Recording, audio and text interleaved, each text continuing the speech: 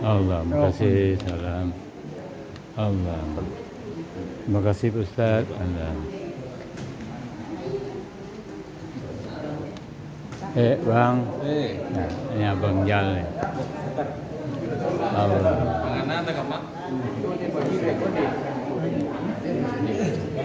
Allah. Allah. Allah. Macam lain. Ambil dia campur saja dah je.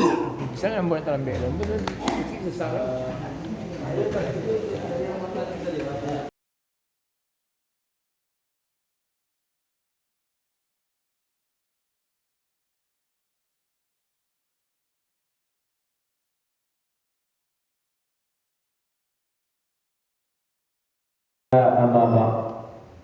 وقال الله تعالى في القرآن الكريم أعوذ بالله من الشيطان الرجيم بسم الله الرحمن الرحيم سأصليه سقر وما أدراك ما سقر لا تطغي ولا تذر لواحة للبشر Sadaqallahu azim.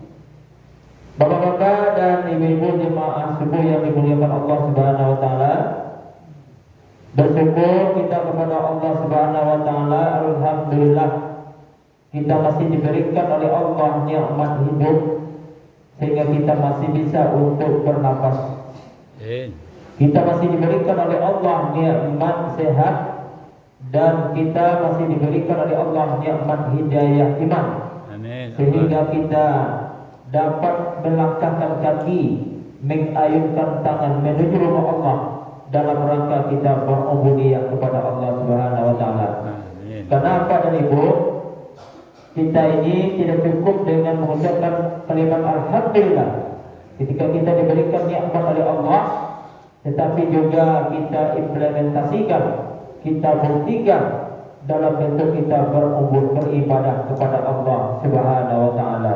Mudah-mudahan kita sebagai hamba Allah yang beriman dan bertakwa kepada Allah menjadi hamba yang selalu mensyukuri nikmat Allah. Kita sampaikan kepada junjungan Nabi kita, yaitu Nabi Muhammad sallallahu alaihi wasallam. Allahumma salli ala Muhammad wa ala ali Muhammad. Bapak dan Ibu jemaah yang dimuliakan Allah, biasanya awak mungkin hari Jumat apa awak selalu membaca surat sejadah.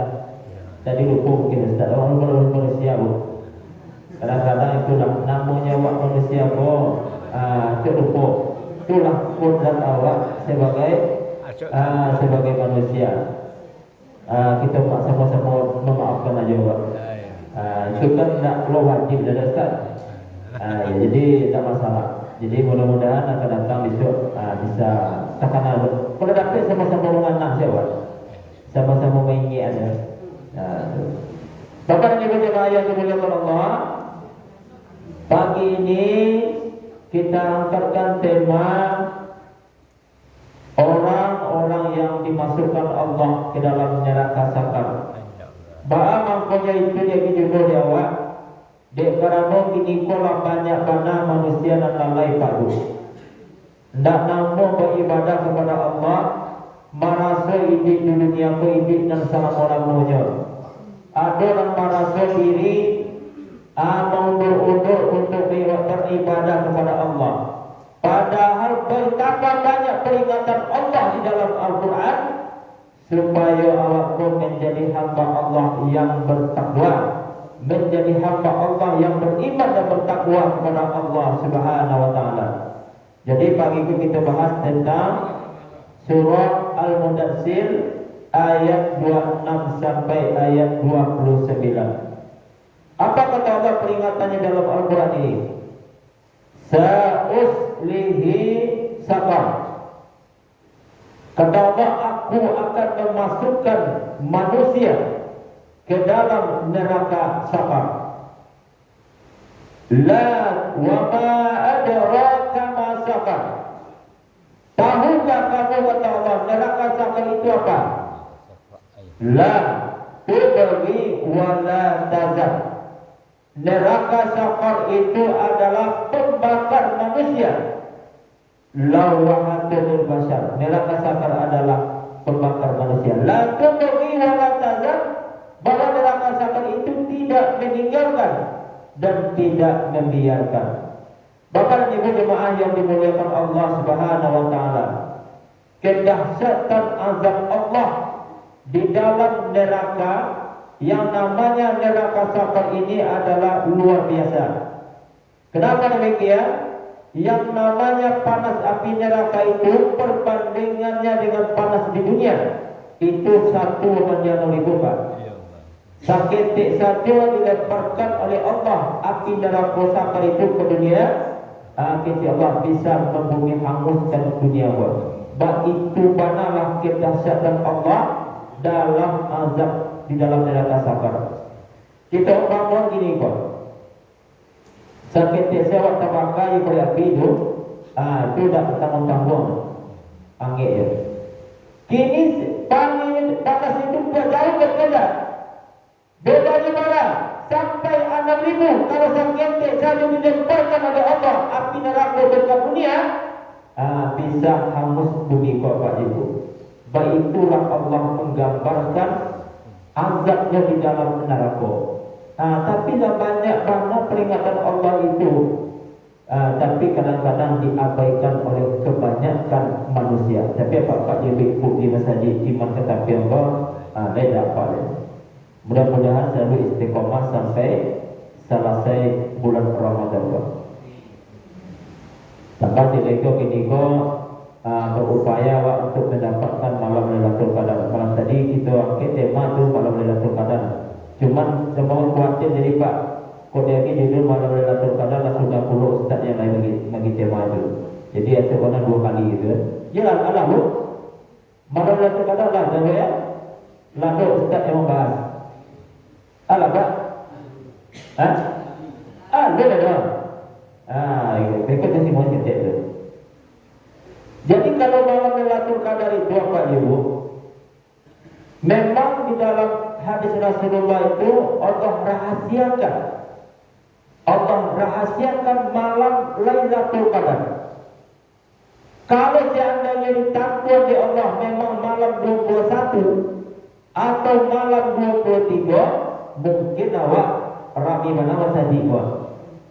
Samalam itu rami dari mulai maghrib sampai subuh i'tikaf awak di masjid menunggu turunnya malam Lailatul Qadar itu. Tapi Allah rahasiakan. Bahkan dirahasiakan Allah supaya Allah menentang ibadah kepada Allah. Tak mengajar itu saja kira. Awak kata Allah yang namanya salat 5 waktu. Awak katakanlah yang namanya salat tarawih. Awak katakanlah namanya baca Al-Quran. Selalu kita baca Al-Quran itu. Makanya Allah rahasiakan 10 malam yang terakhir di bulan di malam-malam ganjil. Di sinilah Allah turunkan yang namanya malam Lailatul Qadar atau disebut dengan malam kemuliaan. Qadar itu artinya mulia. Kenapa kita tunggu apa itu? Karena malam Lailatul Qadar itu dalam hal kita dalam hal melaksanakan ibadah ketika itu membaca Quran awak. Urut saja atau ayat Quran awak baca. Bismillahirrahmanirrahim. Qaf atau Nun. Itu semisalkan itu saja dulu. Urut ayat Quran awak baca. Itu semua awak beribadah selama 83 tahun. Adik baca saya dan berhenti hari itu sampai selama 83 tahun. Apalagi ketika membaca Al-Quran, apalagi ketika membaca zikir, serupa tadi, La ilaha illallah, La ilaha illallah. Pas bila tiba malam Qadar, ketika itu awak samalah beribadah selama 1000 bulan atau 83 tahun. Bara gadanya pahala dapat awak 2 kali itu. Tak tanggung-tanggung. Mengalir secara terus-menerus. Sebenarnya apa ibu? Allah sayang ke umat Nabi Muhammad. Sehingga kepada umat lain, kepada orang yang ada lagi Allah Ramadan, apalagi malam Lailatul Qadar itu. Sayang Allah kepada umat Nabi Muhammad. Kadang-kadang itu yang disepelekan di umat manusia, di umat Nabi Muhammad Sallallahu Alaihi Wasallam. Lah dia pergi malam kemuliaan namanya beribadah sama je 83 tahun. Bahkan Nabi-Nabi yang lain berdoa kepada Allah. Ketika Nabi Isra Mi'raj naik ke langit. Apa katanya? Wahai Muhammad, kalau seandainya kami bisa menikmati Ramadan, bisa menikmati yang namanya malam Lailatul Qadar, berdoa kami ke Allah, kok dapat kami bagian ke dunia belia. Untuk bisa menikmati bulan Ramadan, menikmati beribadah kepada Allah di bulan Ramadan, tampak jo malam Lailatul Qadar itu. Barakallahu Allah kawan. Ya, awak sebenarnya dibersihkan Allah dengan itu. Kenapa? Karena awak bapak ibu tak pernah luput daripada dosa. Awak tu banyak dosa. Baik dosa secara sengaja yang kita lakukan, ataupun dosa tak disengaja. Makanya Allah berikanlah kawak ke bulan Ramadan dan tambah ibadah yang sangat meningkat. Itu adalah malam Lailatul Qadar kepada itu. Dah ada nak dibawa dan ayat waktu itu. Dan serupa hati di masjid ini kolak itu yang kau bawa. Tapi kalau di sana di sana awal itu kemati pak. Didik kemati dan apa yang dibawa nanti dapat ia memang amal. Siapa yang kau menyelamatkan awak nanti bisa sakaratul maut adalah ibadah amal yang awak bawa.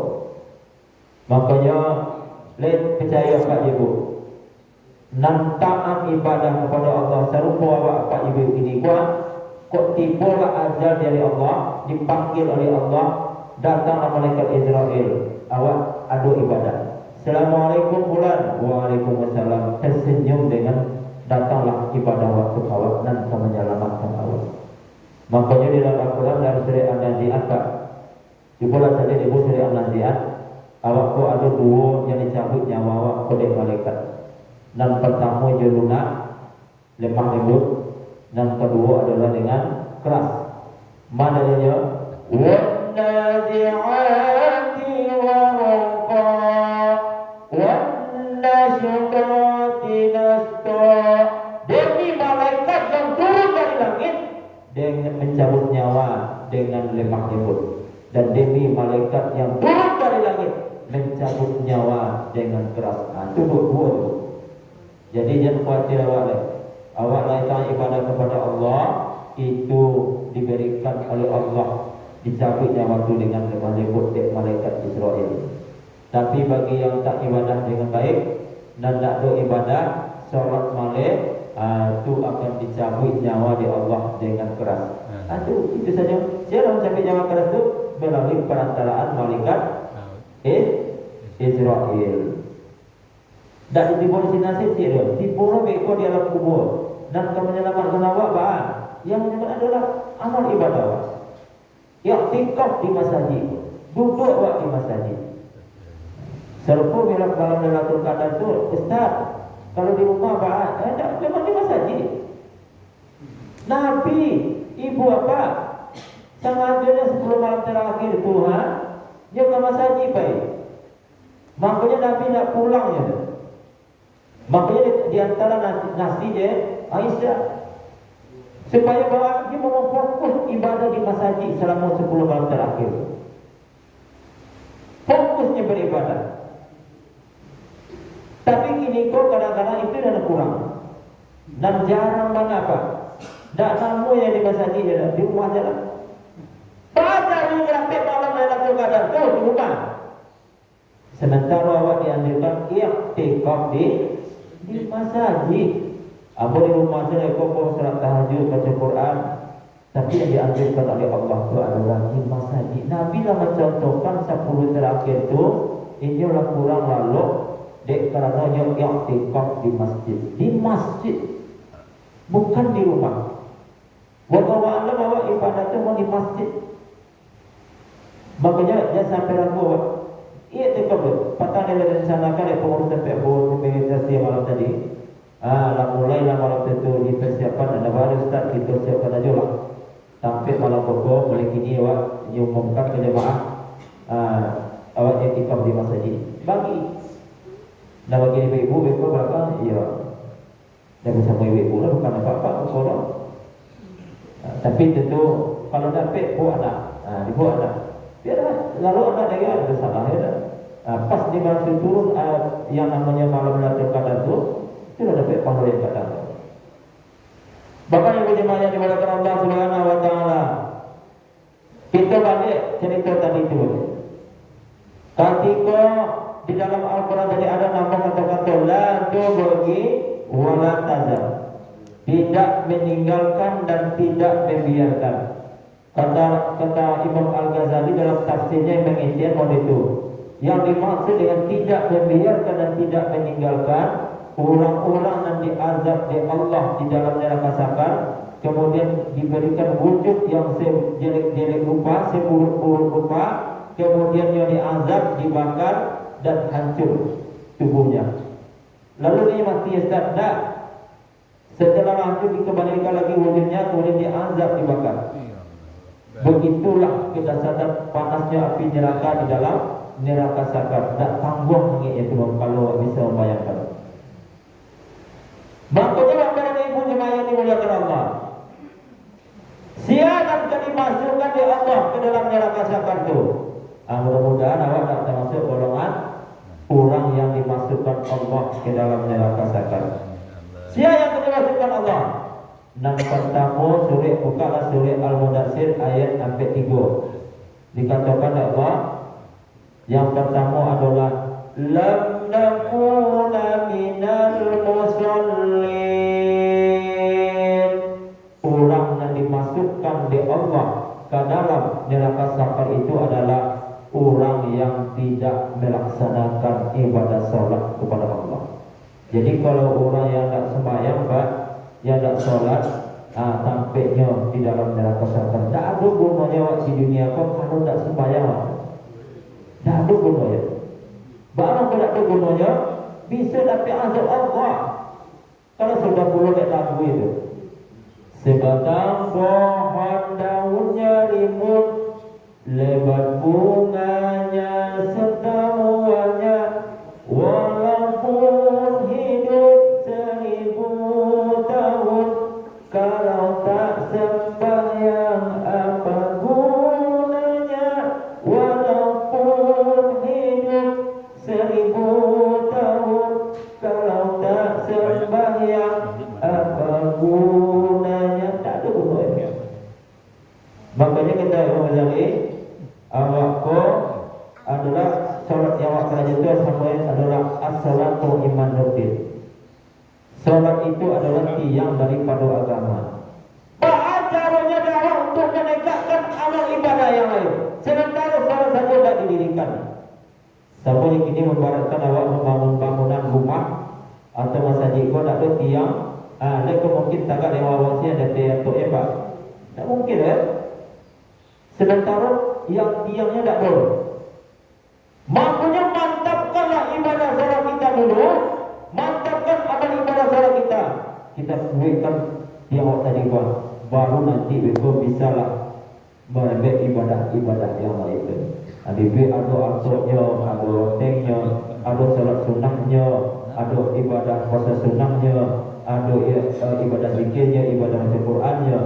Kalau fondasinya itu, tiangnya itu kalaulah mantap. Bapak dan Ibu jemaah yang dimuliakan Allah. Kece Imam Al-Ghazali itu ada 3 tipe orang yang salat.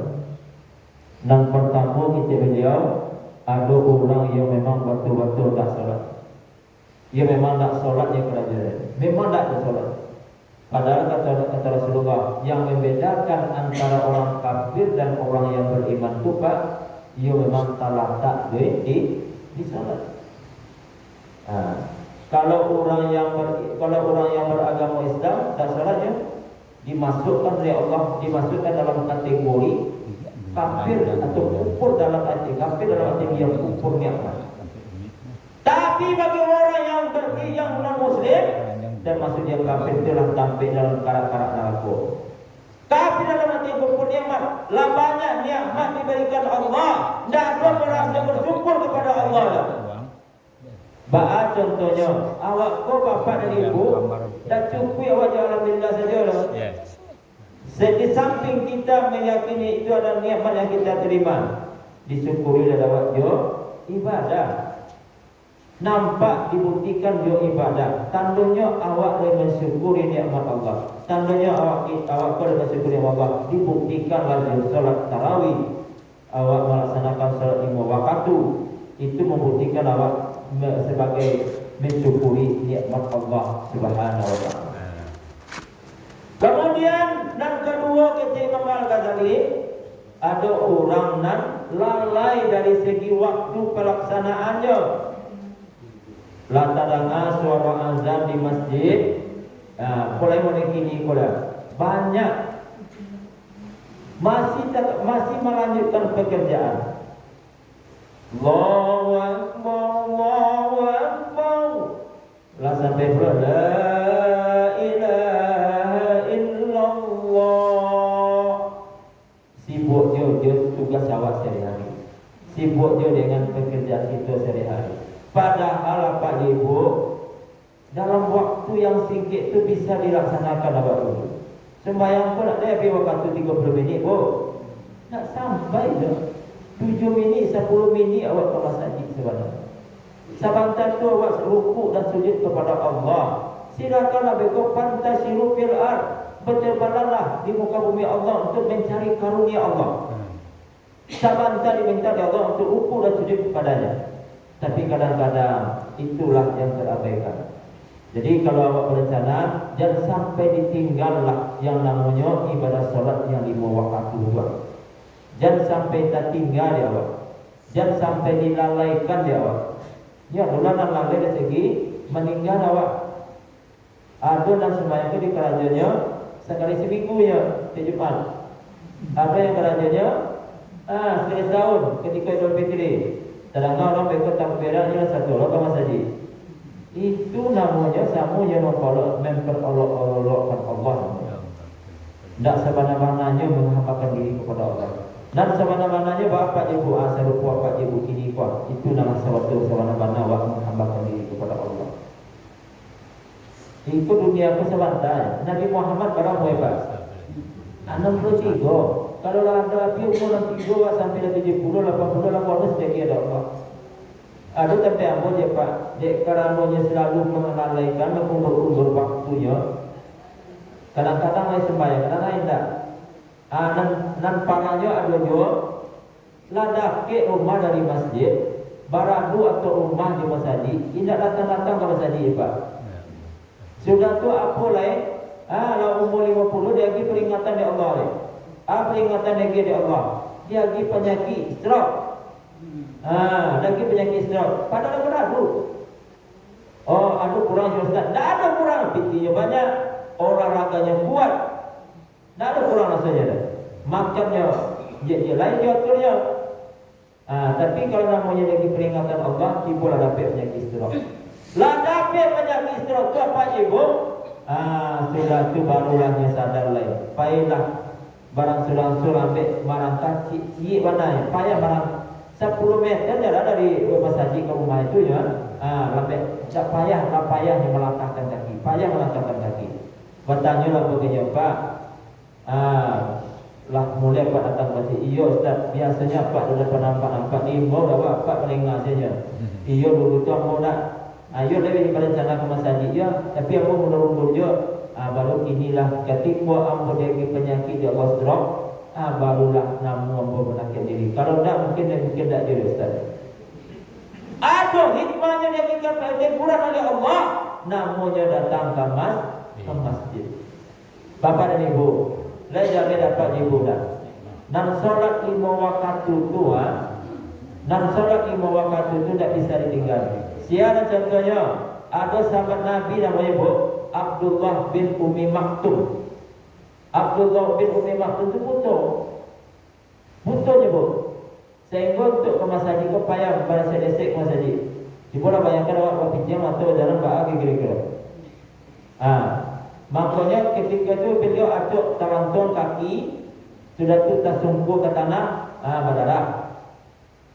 Suatu ketika dia datang ke masjid, dia sampaikanlah ke Nabi, ya Rasulullah, tidak ada keringanan bagi hamba ya Rasulullah. Kalau Nabi dulu memang cari ketika Nabi itu salat imam, sudah tu cari mau ke belakang itu. Assalamualaikum warahmatullah. Assalamualaikum warahmatullah. Jadi sebulan di bawah. Ketika itu dia ada Abdullah bin Umi Maktum. Ya Rasulullah, ampun butuh, ampun tak bisa datang ke masjid. Lain ada dispensasi atau rukhsah. Apa jawab Rasulullah ketika itu? Wahai Abdullah bin Umi Maktum, tanangkan surat ke rumah. Lah ya Rasulullah, kalau dulu dia macam dicari tampil dan tinggi pak.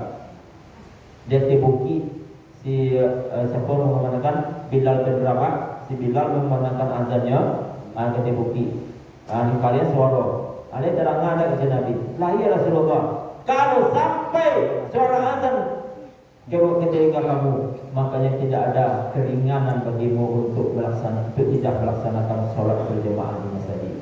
Bab itu Nabi mainkan secara keras kepada para sahabat untuk melaksanakan sholat di masjid walaupun ini dalam keadaan hukum. Itu mana? Makanya dia sampai awak menalaikan dan sampai awak itu meninggalkan ibadah sholat. Bapak dan ibu jemaah yang dimuliakan Allah, awak hanya diberikan keringanan selagi lewat ibi di dunia, jangan masuk awak dalam golongan kurang dimasukkan Allah dalam neraka zakar. Tak kalau tagak boleh dibuat. Agi jadi rukhsah namanya. Tak kalau tagak dapat sembahyang solat boleh duduk. Kalau tak kalau duduk ada boleh berbaring. Itu tak berjemaah ada Ustaz, itu tidak ada. Yang pentingnya awak tinggalkan.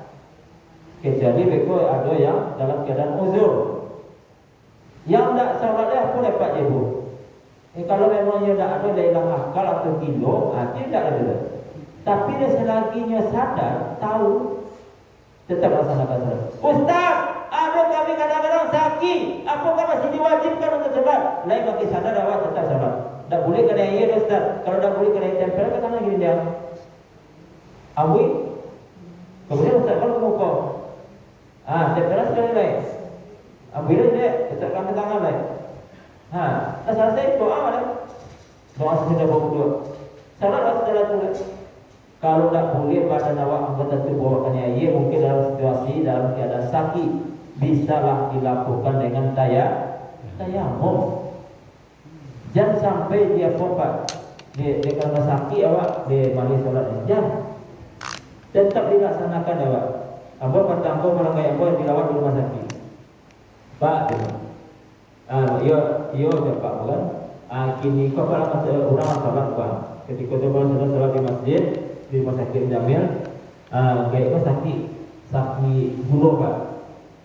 Sehingga tak bisa untuk melaksanakan solat. Nyo pakai apa? Pakai infus. Makanya ini kau cepat. Mata dapat tu nya Pak. Tempelkan dia. Boleh. Itu tak pokok. Dan kedua kali ditolong. Dia wing, dia letak ke tangan. Sebenarnya apa dia? Itu taruh itu. Yo, dek karena beliau tak tahu, makanya setelah itu barulah bisa melakukan solat di ketikanya berbaring. Jadi kalau tak tahu agak bisa berbaring.